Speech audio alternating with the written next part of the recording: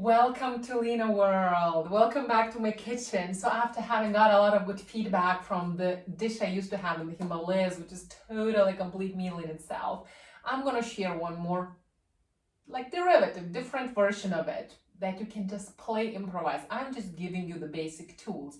And let's call it like improvisation of Pongal or Kitchari in Northern India, what they call. What is Pongal? What is Kitchari?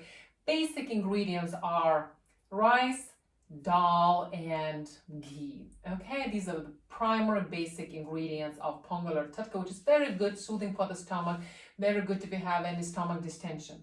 But I believe that in today's world, we're eating way too many carbs.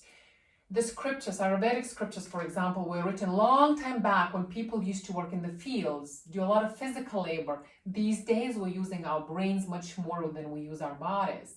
So I don't think we need as many carbs, but cutting them off, you have to think what you can replace them with that to still get the same nourishing effect, yet not get that aggravated sluggishness, lethargy that a lot of grains can bring you.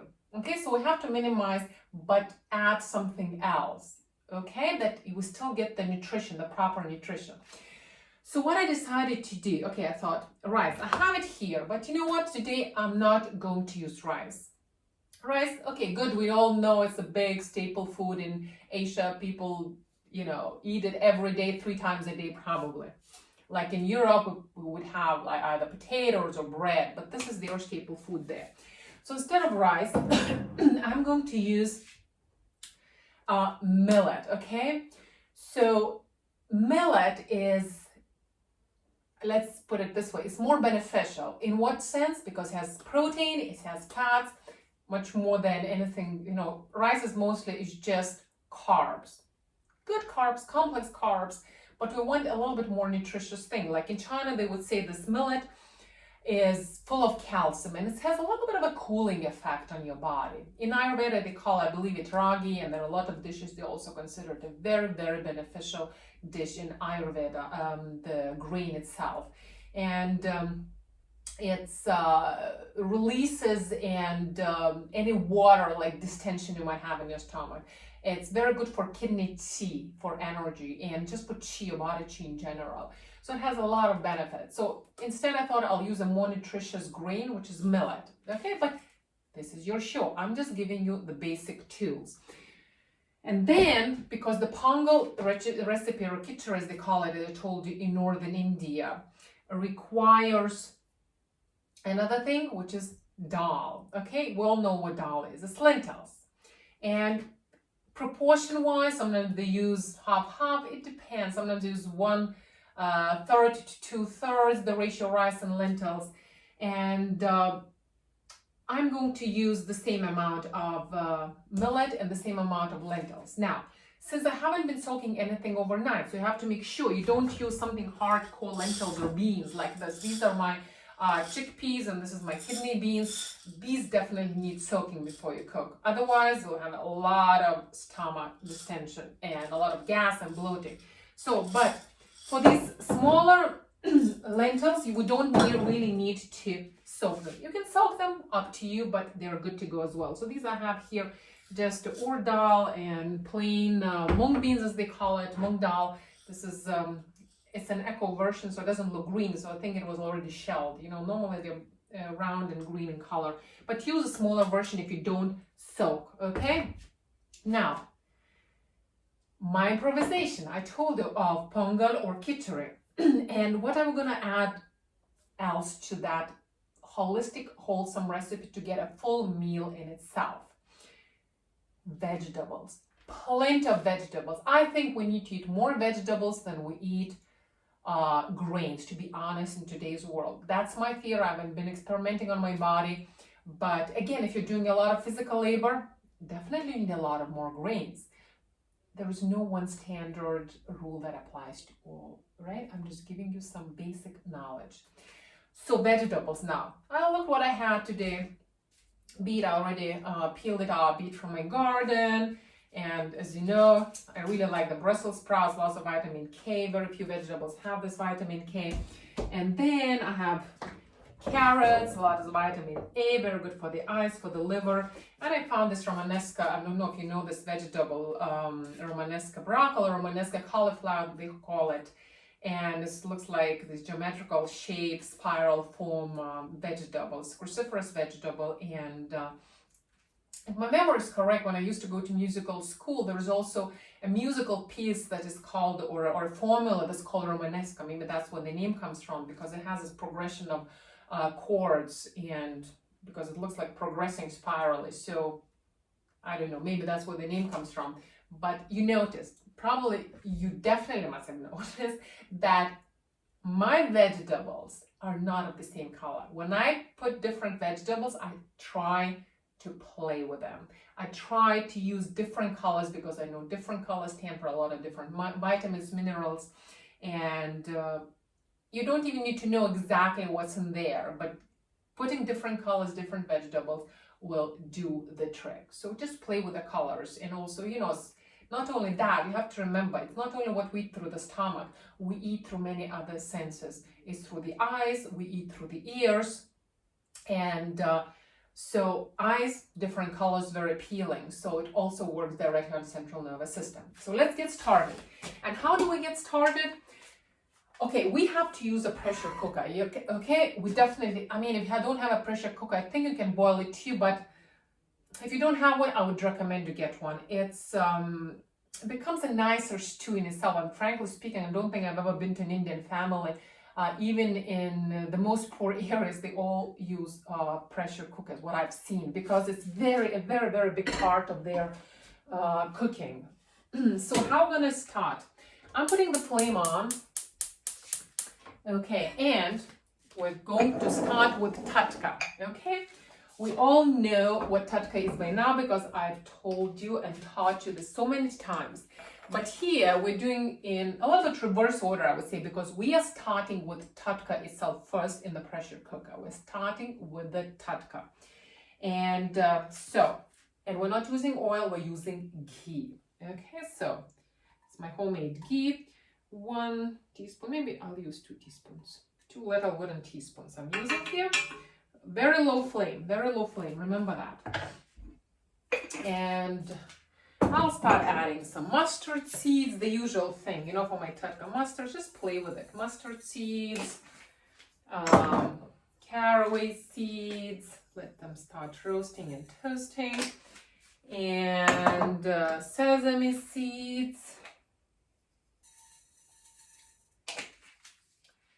And then I'm gonna add fennel, and you know why fennel? Fennel, we want to really help digest those lentils, because fennel is very important to help digest those lentils.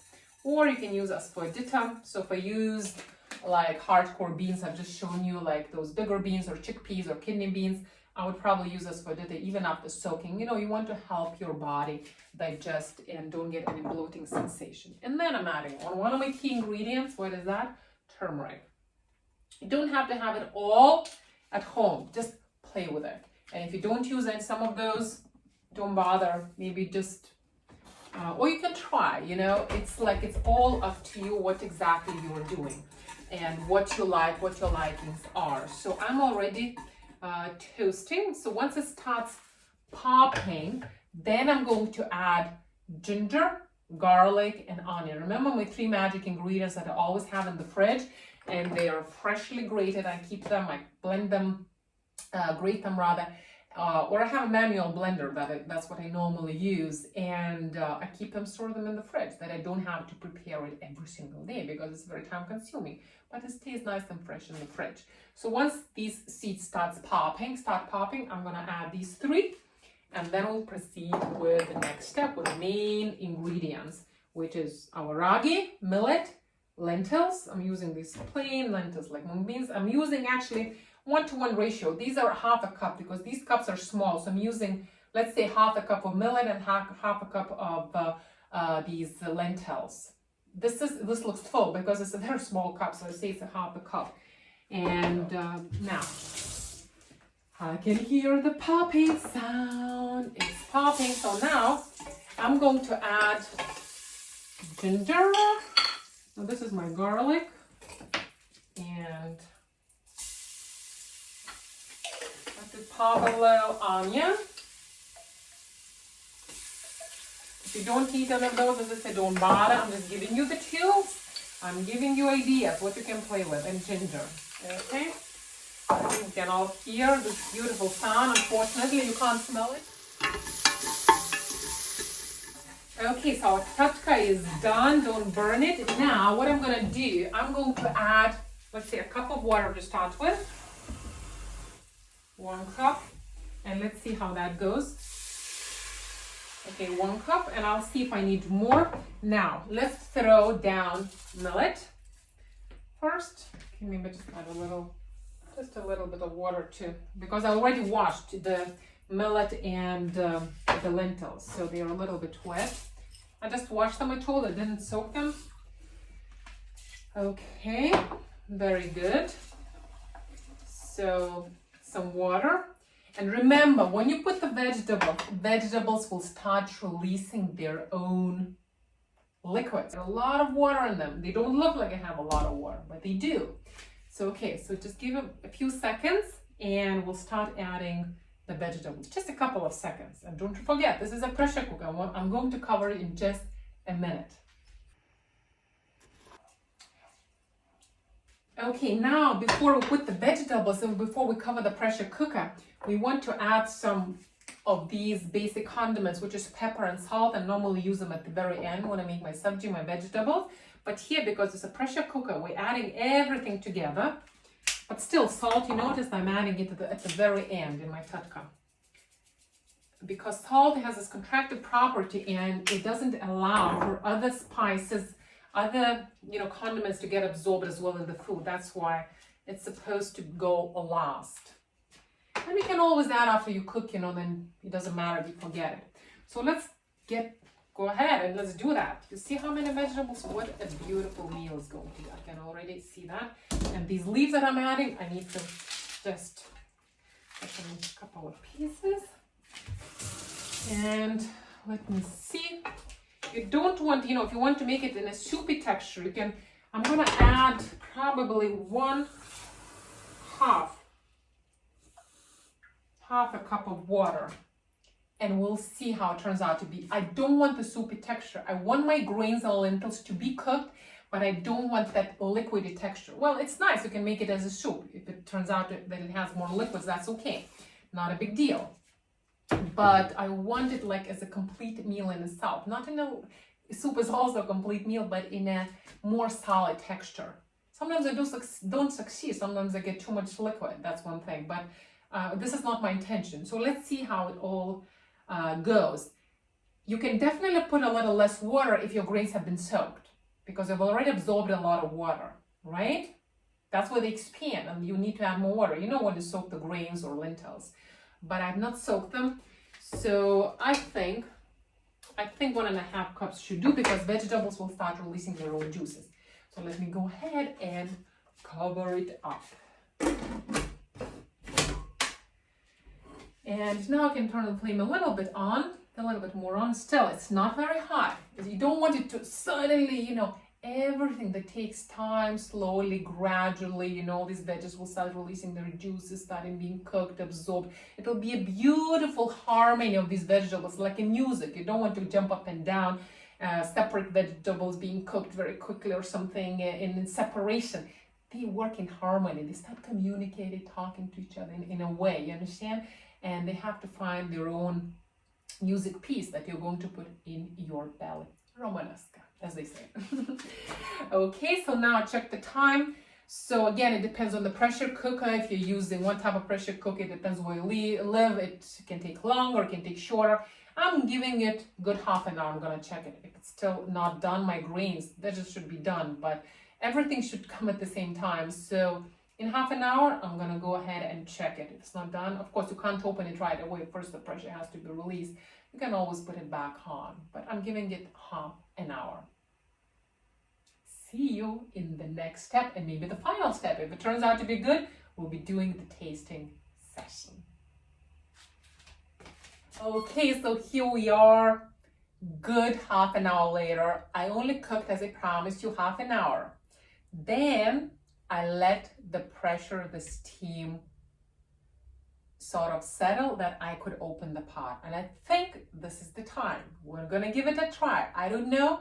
We might need to cook it more if there is more liquid or uncooked or whatever. We'll see what texture is inside. Are we ready? Let's have a look. Okay, the pressure is off. Vegetables look definitely cooked. My concern is, are the grains and the lentils at the bottom, are these cooked? So I'm gonna just give it a little mix. Let me just see. They look very cooked actually to me, and there is no water substance. Fantastic. So that means grains absorbed it. But now let's just give it a try and see if they really got cooked. You know, water contents is not here, but we have to make sure we had enough water, because remember I only used a glass and the half. That was it for this whole thing. For, you know, a little cup of grains, I used millet, a little cup of lentils, and they were not soaked beforehand. So let me just give it a try. So I want to try the lentils especially, and let me just give, because vegetables, you know, take shorter time, but these little grains were at the bottom, and they also, the veggies released their own juices, their own water, and that got soaked up by the grains and the lentils. So should I use chopstick? Let me use chopstick this time. Okay, first of all, let me express my gratitude.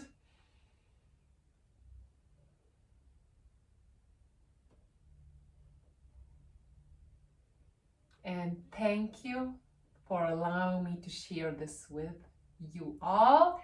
And hopefully we'll get some inspiration if it tastes good. Let us give it a try first, because if it doesn't taste good, you know, you might say, what the heck, right? Let me see the grain. Because grain was my concern, right? Because we didn't soak them. If they were soaked, I would be least concerned. But sometimes, you know, I don't know what I feel like eating the next day, so I don't soak them beforehand. Of course, bigger ones like beans and stuff, I need to soak it, but sometimes just a spontaneous moment, I feel, okay, this is what I want today, because the weather's like that. I feel energetical like this. I need something more solid, more yang, or more yin for my body. Body speaks volumes. We just have to learn to tune in. So let me just give it a little try of the grains. They're cooked, done. So it was a good call that we only used it, like we cooked only for half an hour. That was good.